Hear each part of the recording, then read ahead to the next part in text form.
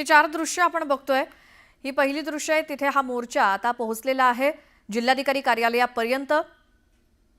आमदार संदीप क्षीरसागर आपल्याला दिसतायत आणि आता हे राजकीय नेते मंडळी सगळं विचार दाबून या सगळ्या आरोपी फरार आहेत। या आरोपींना सुद्धा या 19 दिवसात पकडायला हे ना यश मिळाले नाही।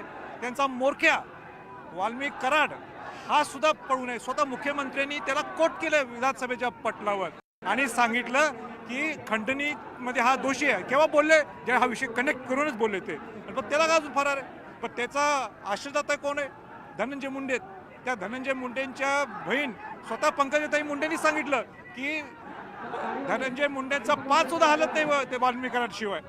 आणि स्वतः धनंजय मुंडे म्हणतो, हो माझा तो अनेक आर्थिक व्यवहार भागीदारी माझा जवळच आहे। तो नुसता भागीदारी, तो वटमुक्त्यार आहे त्याच्याकडे। वटमुक्त्यार म्हणजे काय? तो विश्वासू पाहिजे ना। हे सगळं असताना सुद्धा सरकार काही करते। त्या धनंजय मुंडेंनी जबाबदारी घ्यावी आणि त्या वाल्मिक कराडला पकडावं। माझं तर उलट असं म्हणणं आहे की तो या सरकारला जमत नसेल त्याला पकडायला, अटक करायला तुम्ही वॉन्टेड म्हणून फोटोवर लावून टाका। गरीबाला माहिती जर मिळाली तर पैसे तर मिळतील, 50 लाख वॉन्टेड म्हणून त्याला पकडावं अशी माझी सरकारला। खरं तर धनंजय मुंडेंचं आपण थेट नाव घेताय, त्यांचं थेट नाव घेणं अनेक नेते टाळताय, मात्र आपण थेट नाव घेताय। स्वतः धनंजय मुंडे म्हणतात ना तो माझा जवळीक आहे, माझे संबंध आहेत,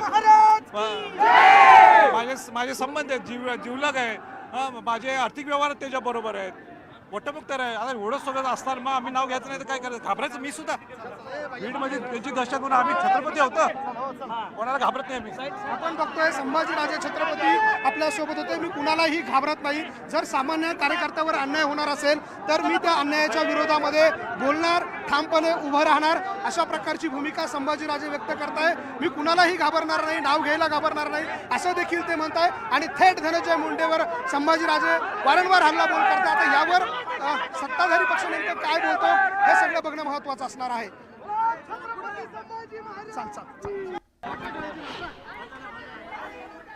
तर आता आपण स्टेजवरची दृश्य बघतोय। जितेंद्र आव्हाड हे देखील पोहोचलेले आहेत या मोर्चाच्या समारोपाच्या ठिकाणी आणि ही भली मोठी गर्दी ज्या ठिकाणी या मोर्चाचा समारोप होतोय, जिथे जिल्हाधिकारी कार्यालय आहे बीडचं, त्याच्याच बाजूला एक मोठं स्टेज उभारण्यात आलेलं आहे आणि या स्टेजवरनं सर्व राजकीय नेते मंडळी, देशमुख यांचं कुटुंब उपस्थित मोर्चेकरांशी संवाद साधतील आणि तिथे जितेंद्र आव्हाड पोहोचले। राष्ट्रवादी शरदचंद्र पवार पक्षाकडनं म्हणजे शरद पवार आजच्या मोर्चाला उपस्थित राहणार नाहीत, कारण शरद पवार आज दिल्लीमध्ये आहेत, त्यामुळे जितेंद्र आव्हाड इथे उपस्थित आहेत।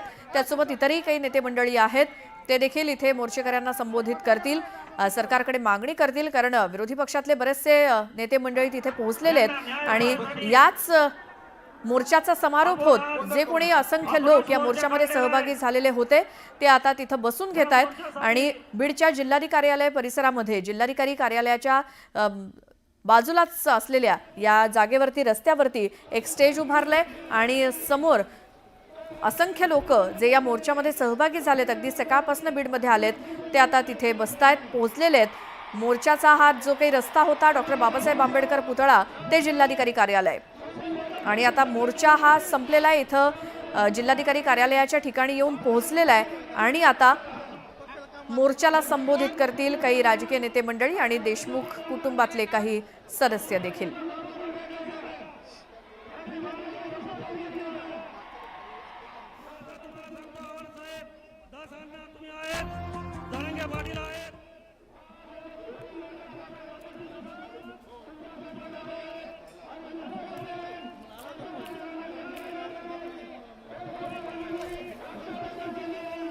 तर मोर्चाचा जिथं समारोप होणार त्या ठिकाणी एक स्टेज उभारण्यात आलाय।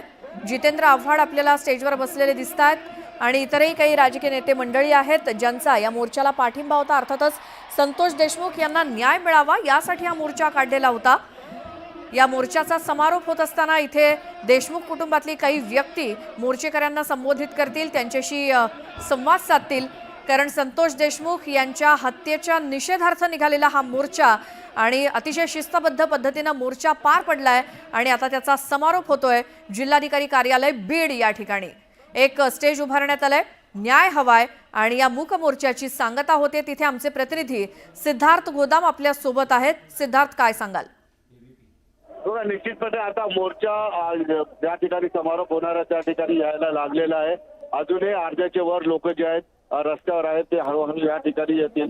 जवळपास अर्ध्या पाऊण तासामध्ये या ठिकाणी मोर्चाचं रूपांतर सभेमध्ये होईल आणि या ठिकाणी काही मोजके भाषणे सुद्धा होणार आहेत. जसं मी आधी सांगितलं की खूप मोठ्या प्रमाणात जनता या ठिकाणी आलेले, मराठा समाज नाही तर 18 पगड जातीचे लोक या आंदोलनामध्ये सहभागी झालेत. विविध पक्षाचे लोकप्रतिनिधी या ठिकाणी सामील झालेले आहेत. मयत संतोष देशमुख यांचं कुटुंब सुद्धा या मोर्चामध्ये सामील झालेलं. मनोज जरांगे पाटील असतील, संभाजीराजे असतील किंवा बजरंग बाप्पा असतील, संदीप क्षीरसागर असतील, हे सगळे नेते या ठिकाणी सामील झालेले आहेत आणि सगळे पायी या ठिकाणी मोर्चाला चाललेले. जवळपास 2 ते 2.5 किलोमीटरचं पायी अंतर डॉक्टर बाबासाहेब आंबेडकर चौक तो जिल्हाधिकारी कार्यालय, जवळपास 2.5 किलोमीटरचं अंतर सर्व लोक जे आहेत पायी या ठिकाणी चालत आलेले आहेत. निश्चितपणे आता या ठिकाणी नेमकं भाषण कुणाची होणार याकडे लोकांची उत्सुकता आहे. काही मोजके भाषणं होतील, त्या भाषणामध्ये काय बोललं जाईल याचा अंदाज आपण थोडा घेऊ शकतो. कारण जेवढ्या लोकांच्या मी प्रतिक्रिया घेतल्या किंवा नेत्यांच्या प्रतिक्रिया घेतल्या, सगळ्यांच्या भावना संतापाच्या आहेत आणि बऱ्यापैकी लोकांनी धनंजय मुंडे यांचा राजीनामा द्या अशी मागणी केलेली आहे, त्यांचं मंत्रिपद काढून घ्या अशी मागणी केलेली आहे. वाल्मिक कराड यांना लगेच अटक झाली पाहिजे, सर्व आरोपींना फाशी झाली पाहिजे, असा या ठिकाणी मोर्चाचा एकंदरीतच होरा होता, मागण्या होत्या लोकांच्या. आता मोर्चा या ठिकाणी जमायला सुरुवात झालेली आहे. खूप मोठ्या प्रमाणात लोक आलेले आहेत. आपल्याला माहित आहे बीड जिल्ह्यात आवाहन केलं होतं लोकांनी या मोर्चामध्ये सहभागी व्हावं आणि न्याय हवा या बॅनर खाली हा मोर्चा या ठिकाणी आलेला आहे आणि भाषणाला काही प्रमाणात या ठिकाणी सुरुवात होईल. मागण्या आता सर्व माहीत झालेल्या आहेत. सरकारने सुद्धा या प्रकरणामध्ये कुठली कसर सोडलेली नाही. जिल्हा पोलीस अधीक्षकांची बदली केली, 3 ते 4 आरोपी अटकेत घेतलेले आहेत, मोका लावलेला आहे आणि सीआयडी पथक आता या ठिकाणी तपासाला आलेला. आयजी लेवलची एक तपासीची कमिटी सुद्धा या ठिकाणी लावलेली आहे. सरकार आपल्या पद्धतीनं सगळ्या गोष्टी करतंय, मात्र आरोपींना अटक होत नाही. यामुळं कुठेतरी लोकांच्या मनात रोष आहे, लोकांच्या मनात संताप आहे. सरकारने एवढे उपाय योजना केलेल्या, एवढ्या कारवाई केल्या तरी लोकांचं समाधान होणार दिसत नाही. कारण वाल्मिक कराड प्रमुख आरोपी यांना अटक करा, बाकीच्या लोकांना अटक करा आणि लवकरात लवकर फाशी द्या, या पद्धतीच्या मागण्या या ठिकाणी केल्या. निश्चितपणे सरकारला आता आरोपी लवकरात लवकर अटक करणं गरजेचं आहे. कारण हा मोर्चा बीड जिल्ह्यामध्ये निघाला जरी असला आणि आरोपींना जर लवकर अटक झाली नाही तर या मोर्चाचं लोण राज्यभर पसरू शकतं आणि राज्यात मोर्चे निघू शकतात अशी शक्यता या ठिकाणी मनोज जरांगे पाटील असतील किंवा इतर नेत्यांनी बोलून दाखवले. त्यामुळे आता जे उरलेले आरोपी आहेत त्यांना पकडणं सरकारसमोर फार मोठं आव्हान आहे. पोलीस खात्याची जी आहे या ठिकाणी आता सर्व कसोटी लागलेली आहे आणि लवकरात लवकर या आरोपींना अटक करणं अत्यंत गरजेचं आहे. निश्चित सरपंच संतोष देशमुख यांना न्याय मिळावा यासाठी मोठी गर्दी खरं तर रस्त्यावरती उसळलेली आपल्याला बघायला मिळते. धन्यवाद या सगळ्या सविस्तर माहितीसाठी.